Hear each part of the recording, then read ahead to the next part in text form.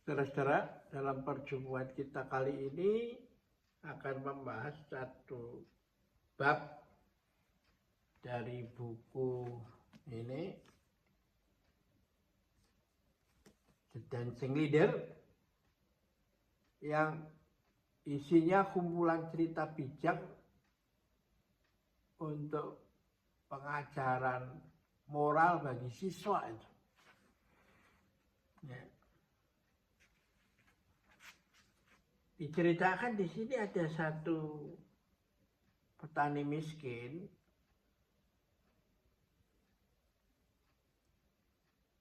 yang hanya memiliki tanah yang kecil itu, sehingga hasilnya tidak cukup untuk membiayai satu keluarga itu, gitu. Dia mau pinjam uang kemana dia nggak tahu, karena desanya atau penduduknya itu memang di sekitar situ miskin semua kebanyakan, ya, atau hidup dalam pas-pasan itu. Dia membutuhkan untuk keperluan yang mendesak uang sebanyak 100 pesos itu, ya. Ini kejadian terjadi di Filipina, ya. Nah, kemana dia mesti cari utang? Belum ada kredit lunak atau apa, bantuan PTL, bantuan tunai langsung, ya. Jadi bingung itu. Lalu terbetik ide, bagaimana ini? Lalu dia membuat surat itu. Membuat surat, dia mau berdoa karena dia tidak tahu Tuhan ada di mana. Alamat apa kita berdoa. Lalu mungkin kantor pos tahu itu alamat Tuhan.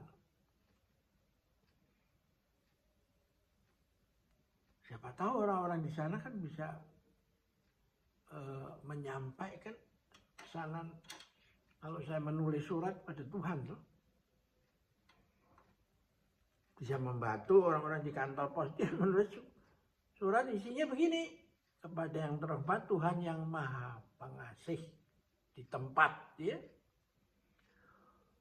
Wahai Tuhan, aku Carlos, hambamu yang sedang didera kesusahan akibat utang pada rentenir sebesar 150 pesos. Bila aku tidak segera melunasi utang tersebut, kehidupan keluargaku akan hancur akibat tak ada lagi lahan untuk mencari nafkah. Karena itu aku mohon kirimkanlah uang sebesar 150 pesos.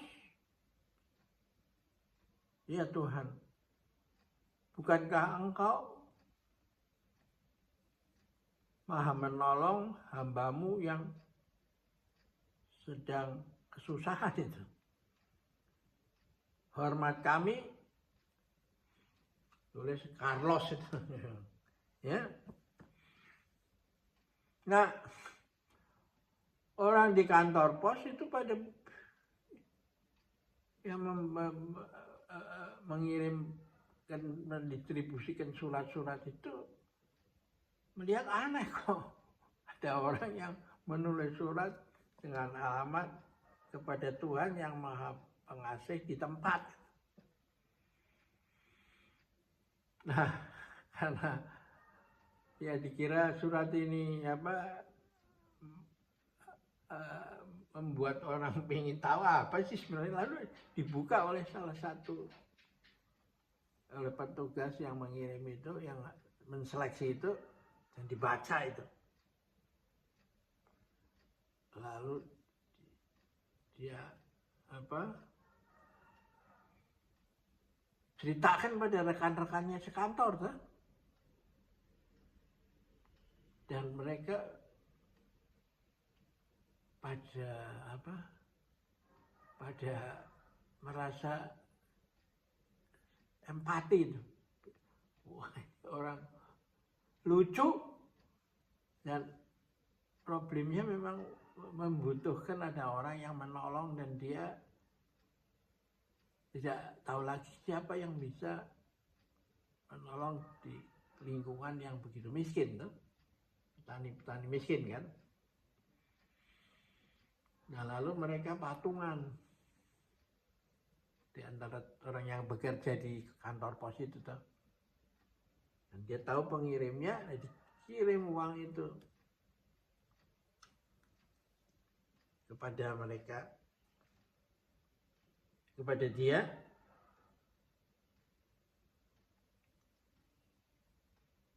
Nah,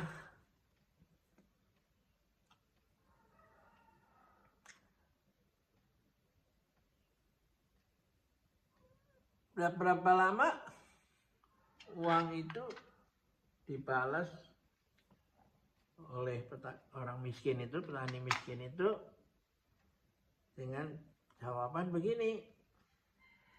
Wahai Tuhan, terima kasih atas kiriman uangnya sebesar 200 pesos. Tapi seingatku, aku hanya meminta 150 pesos. Ini aku kembalikan sisa yang 50 pesos karena aku belum membutuhkannya itu. Jadi lalu orang itu udah di kantor pos itu masih kagum pada kejujuran orang ini gitu. Nah, cerita pendek yang singkat ini ya, ternyata nilainya sangat tinggi, yaitu tentang kejujuran itu ya. Nah, kalau saya tidak bacakan di sini, dan saya persilahkan Anda membaca buku ini ya, cerita-cerita begitu akan lewat kan. Ya, dan lalu ya hilang begitu aja toh. Sehingga mutiara yang terpendam di dalam buku ini meskipun dicetak ulang tidak ada orang yang tahu itu. Karena memang acara saya merasa bahwa YouTube ini telah membantu menjelaskan hal-hal yang penting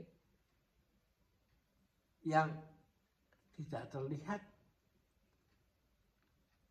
dalam buku yang nampaknya keren itu, ya. Padahal itu sangat penting, ya. Inilah pesan saya singkat kali ini, ya. Nanti kita bisa lanjutkan lagi dengan sebanyak cerita-cerita yang ada di sini yang saya bisa gali, ya toh. Ya.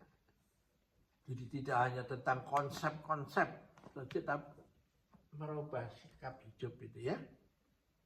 Oke, kita akhirin dulu di sini. Sampai jumpa lagi.